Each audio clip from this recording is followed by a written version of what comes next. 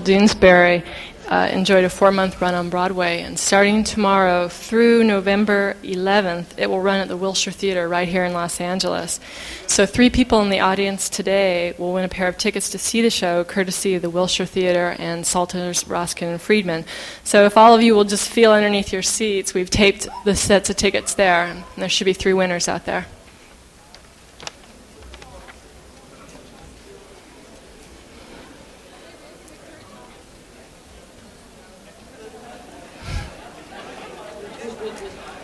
Okay, so congratulations to the winners. As most of you probably know, the musical Doonesbury is based upon the Pulitzer Prize-winning comic strip.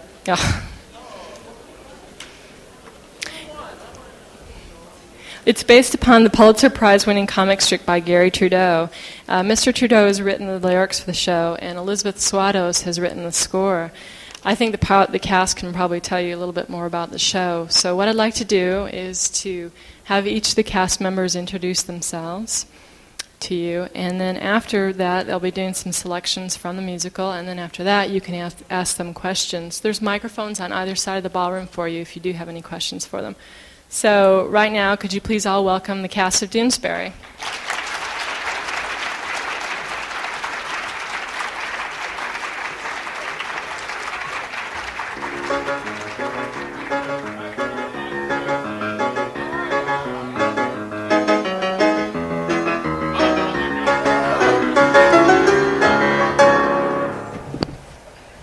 How you doing? I got a laugh already. All right. We're the cast of Doonesbury, and I think we are the cast. Thank you. And we're going to, I think, first introduce ourselves, and I guess I'll start with me, right? Since I'm here. I'm Greg Edelman, and I play Mike Doonesbury. Thank you. Thank you. I am very good in the show. And let's just go on down the line. Why don't you introduce? I'm Maren Maisie. I play Boopsie. Yay! Do you guys know the strip? Let's have a show of hands now. Who knows the strip? 4. All right. Okay. Party in my room afterwards. Okay, just go down the line. Martin? I'm Mark Fairchild, and I play BD. And I used to be with the Temptations. And yeah, right. Get out of here. I'm Jonathan Simmons, and I understudy everybody in the play. I'm Stuart Bloom. I play Mark. I'm a Cancer. Hi, my name is Martin Moran, and I play Edgar. I mean Zonker. Yeah. My name is Paul Candell, and I play Duke, and I killed a man. Hi. Who does she play? Elizabeth Sung. I play Honey, and I give Duke the best advice. I'm Chinese. She's Chinese? I'm Julie. Mike's. I'm Brad Minkoff, and I'm officially the one-man commune in case anything happens to any bids. So. He's our understudy, if you didn't understand that. Well, what do we do? We're going to be kind of informal and kooky, and a couple numbers from the show, right? Is a number that Boopsie does on the show. Has anyone seen the commercial? It's all right. We'll have to talk to our press people. Yeah, she's a lot better than the girl in the commercial anyway. And behind her, Mike, Mark, and Zonker, being kind of kooky, dubbed the MC coming up the stairs. So I don't know what I'm saying. So let's see. I have a new career here, right? Do the number. The song will explain itself. Does this come out? Doop doo doo. You smiled at me, yeah. You said load up your plates, dare to be great. Oh, go for the gold, it's worth the wait. Well,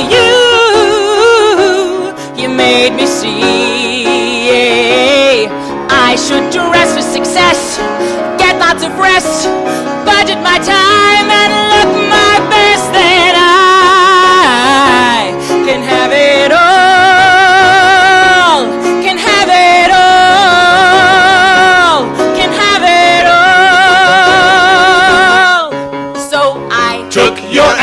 ice. Told my guy This part is nice. he should swallow his pride, stay by my side, stick with this chick for the ride. Then That's mad. but I had to break through, make my debut, give us a cheer for you know that I can have it all. You must be Can have it all. Candle, I ain't gonna fake it, no, no, no. I'm aching to have it all, kids and career. I'm gonna have it by this time next year. Don't you know that my dreams just won't quit? And you know that I'm gonna go get it, gonna go get it now, gonna go get it, gonna go get it. Don't you know that I'm gonna go get it, gonna go get it, gonna go get it now. Oh, and I understood can have it all. She'll have it good. Can have it all. You said she could. Can have it all. Yeah.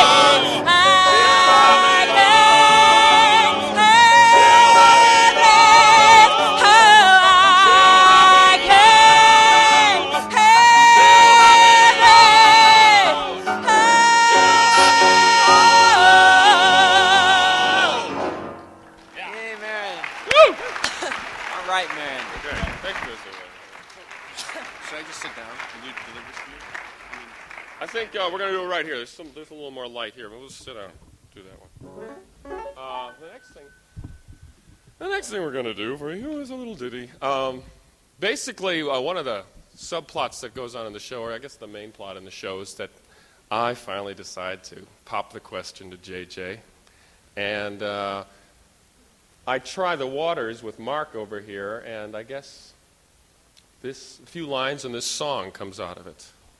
I guess that's pretty good, pretty succinct, I think. Yeah, Carol Burnett kind of crazy. You want to sit down? Oh, sure. You guys see us if we sit down? You don't need to see me. Stand up, come on. Nah. Oh, maybe you want a chair, though. So there's these three sailors. And, oh no, sorry, that's the other. Yeah, you want to just... Mikey, look, let's face it. The reason you're so nervous is that you don't really know JJ all that well. Oh, come Hell, on. you probably never even slept with her, right? Slept with her? Oh, come on, Mark. Me slept with her? Oh, come on. It's me, Mikey, huh? Mikey the man, huh? Mike tying the doorknob, Doonesbury, huh? You really think it's important? You don't? Well, I'll tell you, Mark. I'm not so sure. I don't see how one night would change anything.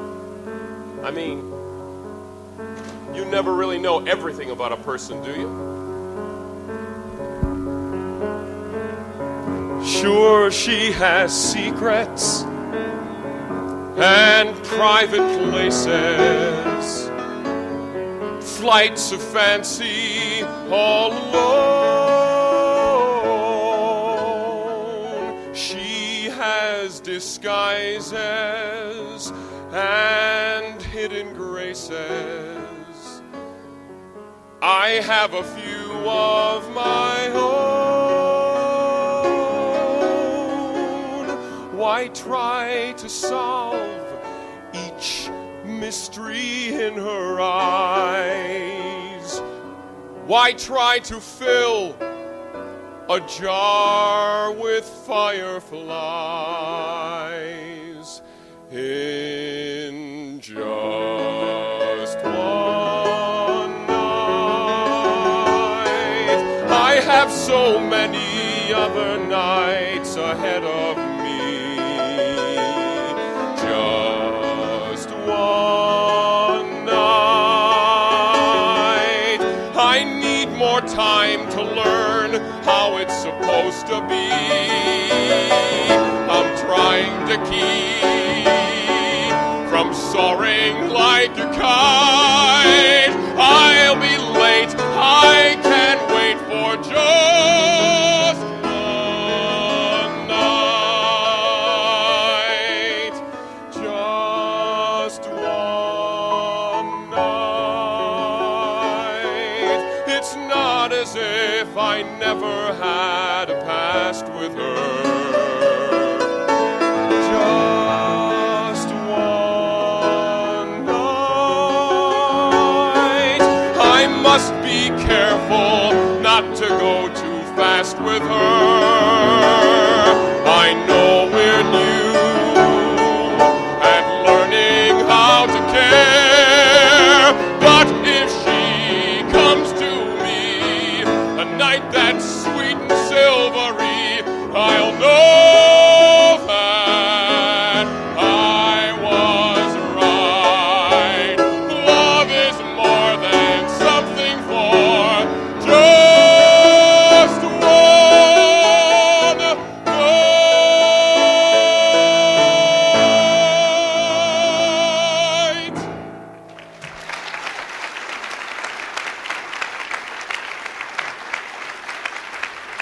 Thank you. Thanks a lot. Everyone's sitting down here. Oh, thanks a lot. Okay. There's 3 sailors. Oh, sorry. That's later. Now we're going to do a big production number. And it's as big as they get. But you see, it's real different with the costumes and sets and everything. But you'll get a basic idea. This is called The Right Time to Be Rich. And it starts out as a song between Roland Hedley Burton Jr., Roland Burton Hedley, whatever his name is. I don't know. Yeah, he's the understudy. He plays Roland Burton Hedley Jr. Like you, Mark? And he plays BD. Imagine a big football helmet on his head. And they're talking about, do you want to do a few lines into this to set it up? Yeah. Great. Hey, who's the piano player? Who's this guy? BD was drafted by Dallas, and in the course of the play, he gets traded to Tampa Bay for a bus. But Roland comes to his rescue and says, "Good work," because in Dallas you would just be waiting for Danny White's knees to crack for the play, or Gary, what's his name, Hogaboom. And so he cheers me up in this number. From over here, I cheer you. Actually, I'm to your right. Okay. Like I said, I'm the understudy. And this will be fun for all of us. Well, I'm guessing you'll be making a pretty fair piece of change. You better believe it. Well, that counts for something these days, son. There's a whole new ball game in town. It's called Making It. And we've got the big Gip to thank for bringing it all back into style. If he's done nothing else, the president has made it fun to be rich again. Well, what's the point otherwise? 50 years of liberal guilt is enough. Those ghetto types get all the breaks, rent control and food stamp stakes. Time we close that welfare zoo where ne'er-do-wells are well-to-do. Give it back to those folks which had the good sense to be rich. Folks who aren't ashamed to say, I've got bucks and I'm okay. It's the right time to be rich. It's the right time to make the switch. What you leave on your plate would feed a family of 8.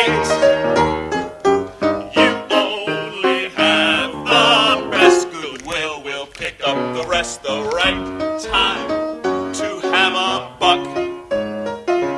It's a bad time to drive a truck.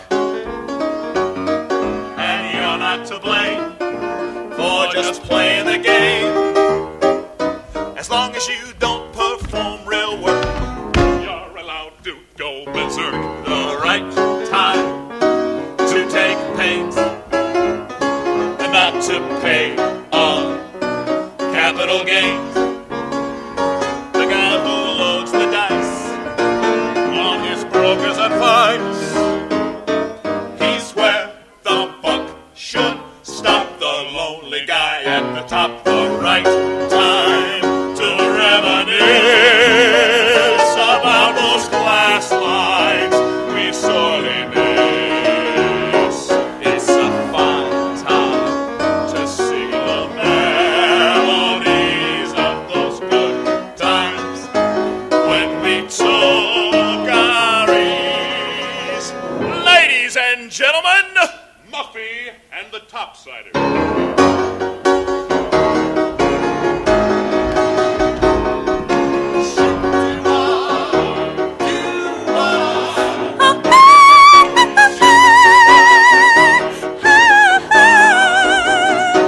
I was a poor teenage preppy, pink yarn in my hair. I played field hockey and learned to kiss air. My mommy told me, daughter, lead with your chin. You can't be too rich or too thin. When you're a preppy, you keep your skin clear.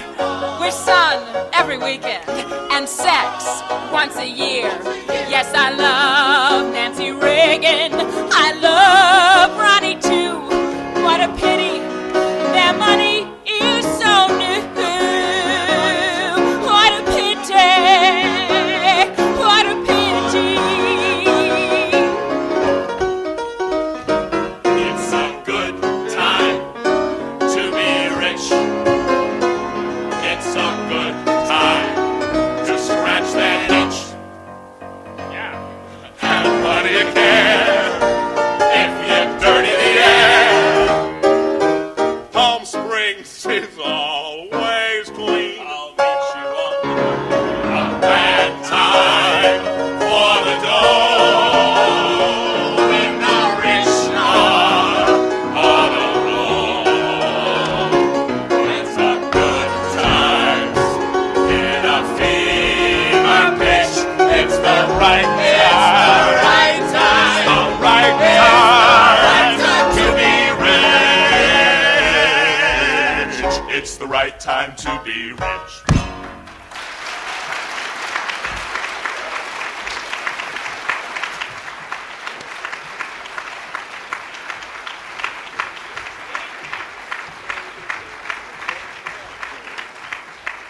Isn't this guy great? Listen, you were so good on that introduction. Gee, And thanks. I'm going to let you be the MC for the rest of the show. So go to it. Okay, thanks very much for coming. Have a nice day. I guess T.O. Starrett never got introduced. He's our associate conductor on the keyboards.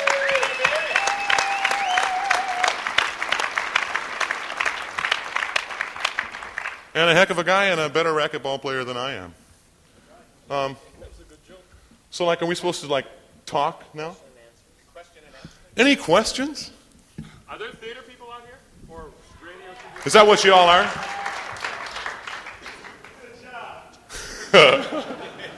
You're doing a good job. I thought I'd help you out here.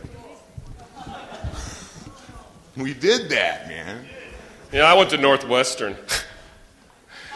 I went to the University of Montana. At Missoula. Yeah. You've heard of it, right? It's a pretty prestigious school. But actually, we were supposed to do sort of a question and answer portion, I guess, mainly aimed towards the theater people and the TV people. Can we light them question over here? What kind of reactions are you expecting from the Los Angeles audience as compared to the New York audiences? Well, I feel the deficit can be reduced mainly in a three-part. I'm very optimistic about the kind of reactions we'll get here. It's always been my thought that Doonesbury was bigger in the West. I'm from the West, and the New York Times. You're from Montana, aren't you? Yeah, I am from Montana. I went to the University of Montana. At Missoula. At Missoula. Right? Yeah. And sure you've heard of that. Was I talking just a minute ago? The New York Times doesn't even have comics, much less Doonesbury. So a lot of people in New York didn't know what they were getting into, what they were going to go see. And I think we'll be a smash hit in LA. Hope you all come and see it.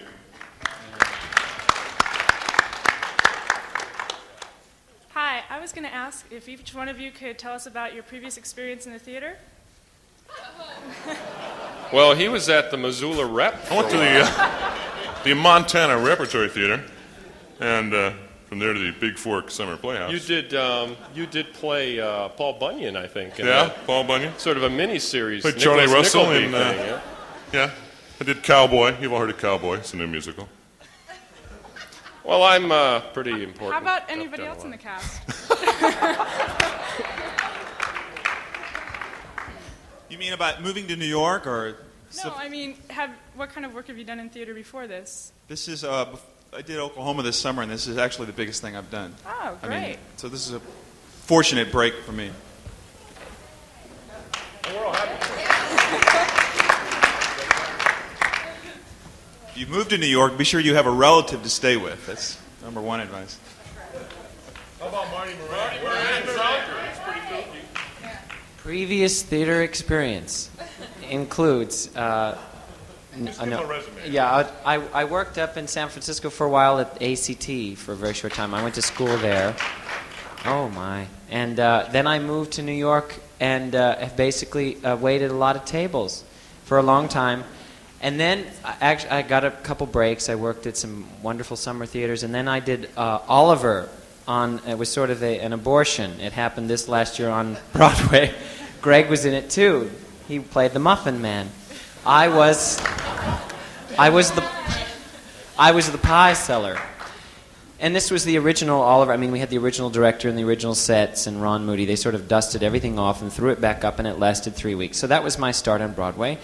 And then from there, I did a revival of Gershwin's Strike Up the Band, which was a wonderful success this summer in Philadelphia.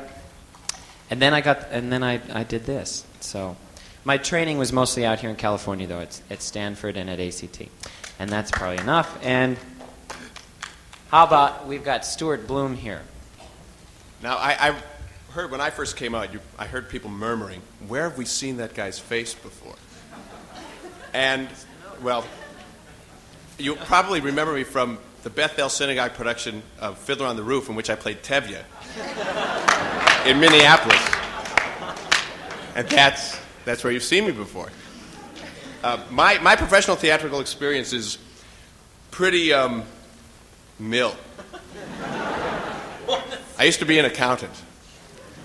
No, I didn't. This is really my first professional job. I was in New York for about 2.5 years after I went to school, and my wife and I had a baby, and we had fun. But this is Molly, ladies and gentlemen, my daughter, Molly.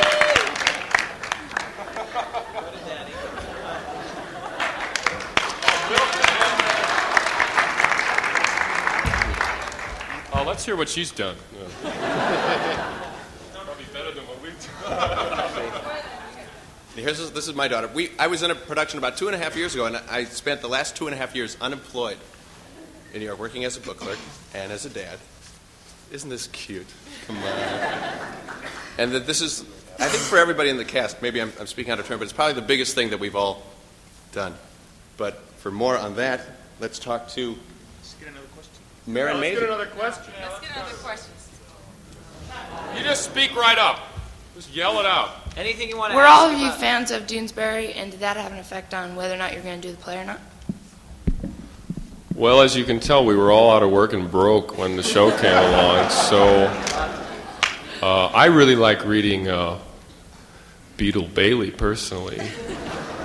But, no, actually, I'm a big Doonesbury fan. But I don't know. The script was written so well that it's not like as soon as we got the script, we right away ran and, like, as soon as we got the audition, we didn't run and pick up the Doonesbury Chronicles and, dive into them to learn about the characters. At least that seems to be the general consensus. The script is so good in itself, it tells you everything you have to know. Gary Trudeau, Mr. Trudeau to you. I was out the other night with Jane. Anyway,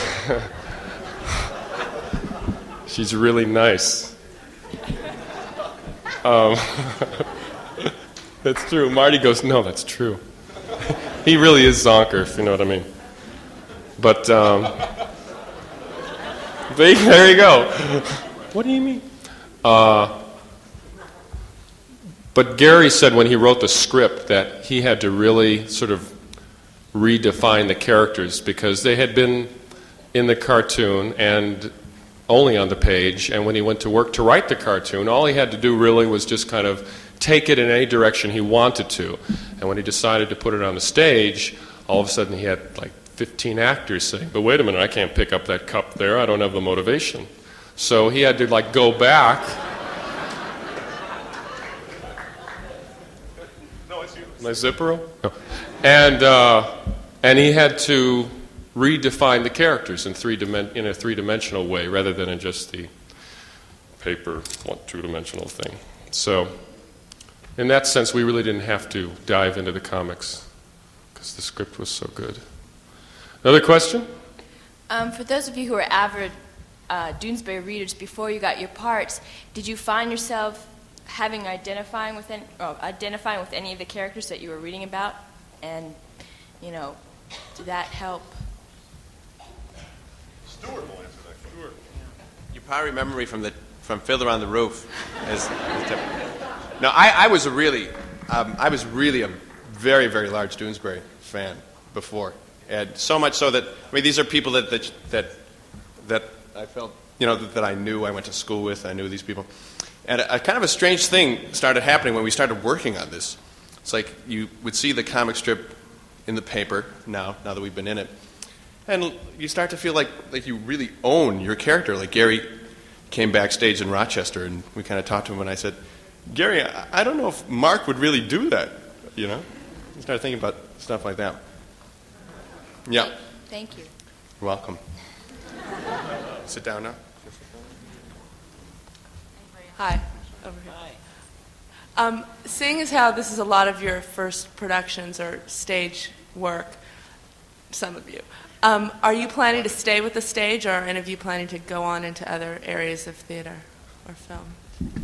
Greg Edelman will have a new series out this fall.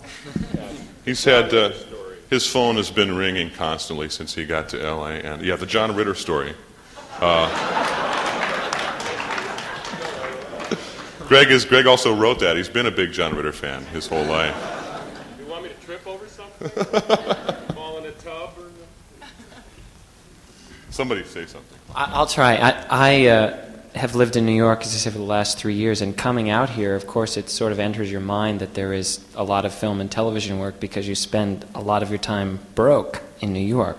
So it certainly entered my head. I've only done stage, and I guess, it's a whole different world out here, and I don't know a lot about it, about representation and agents and all of that. But of course, all of us are doing everything we can to get business people to come see the show while we're here, and then you hope that something may follow from that. But my first love is the stage, and at this point, that's pretty much what I'm sticking to. And if somebody throws a series my way, well, I'd certainly accept it for a while. Yeah. Anyone else? Paul Candell probably has something to say about Paul. What? Yeah. This is our madman Duke here. Thank you very much. Is there a question? Yeah. Do you want to be a movie star when do you want to be a movie star?